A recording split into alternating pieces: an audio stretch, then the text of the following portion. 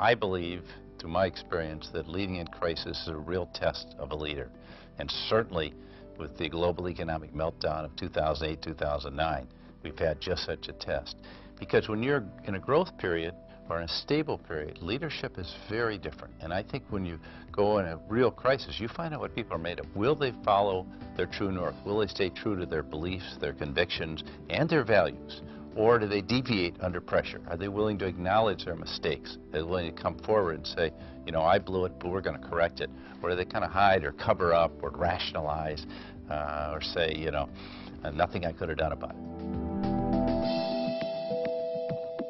Leading in Crisis, Personal Stories is a co-production of the George Family Foundation and TPT's Minnesota channel.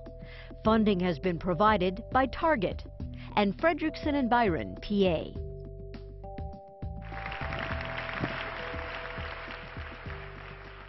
Evening, everyone. I'm just thrilled that all of you are here for what we think will be a very exciting evening with 4 extraordinary leaders who are serving as our panelists tonight, who I'll be introducing in just a couple of minutes. We've come through what has certainly been the worst economic crisis of my lifetime, and I suspect most all of yours. But I think the real test is how well did we lead through this, and as we face other crises, how well we lead through them. The lessons you learn from a crisis are really universal. They cut across all aspects of our professional lives and even through our personal lives. I think in a crisis, the first person you have to look at is yourself. You have to look in the mirror and say, as a leader, what did I do wrong? It's very easy to say, it's a bad economy, things are falling apart, my industry's not going well, people let me down. That's way too easy. And so the first lesson is face reality, starting with yourself. Why can't we face reality starting with ourselves? Because it's hard to admit our mistakes. So I'd like to think that there is a possibility this could become a defining moment for this country and for this region to really provide that kind of leadership that's needed to not just avoid crises in the future, but use this as an opportunity to really deal with some of these problems. So I'd like to start now by introducing this extraordinary group of 4 leaders we have, all of whom are very, not only deep people, but very open and willing to share and be transparent, admit their mistakes, and I think you'll find them, they've come from all over the United States, and I think you'll find them very, very interesting. The first is Ann Mulcahy, who is chair of the board of Xerox Corporation.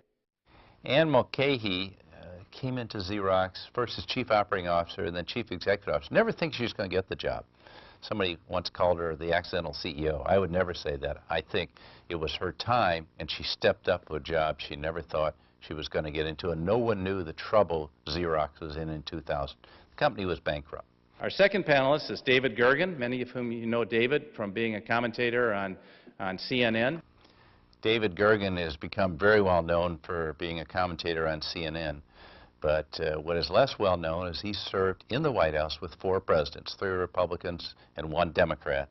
And he has incredible insights into how people lead. He is a leadership scholar, first at Duke, now at the Harvard Kennedy School, where he heads up the Center for Public Leadership. But more than that, he has a great touch with young leaders. He's able to tap into emerging leaders and really help them grow and see their potential and help them have a vision of where they want to lead. Third is our own Marilyn Nelson.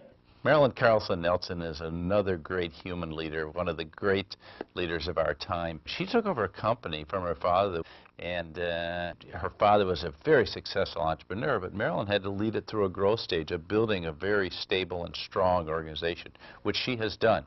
And she did it by empowering people throughout the world. I've seen her really reach out and touch people and honor the cook that was working in a restaurant, honor the waitress, and say, your job is not to serve people food, it's to create a great dining experience in our facility, and people really got that. Our fourth panelist is John Donahoe. John Donahoe is the chairman and CEO of eBay, which is the world's leading exchange marketplace for consumers and also small business people to buy products and exchange products. He used to be chairman and managing director of Bain & Company, the second largest consulting firm in the world, and a remarkable human being and a remarkable leader that he's brought these organizations in terms of being a visionary leader, but also being a very human leader at the same time.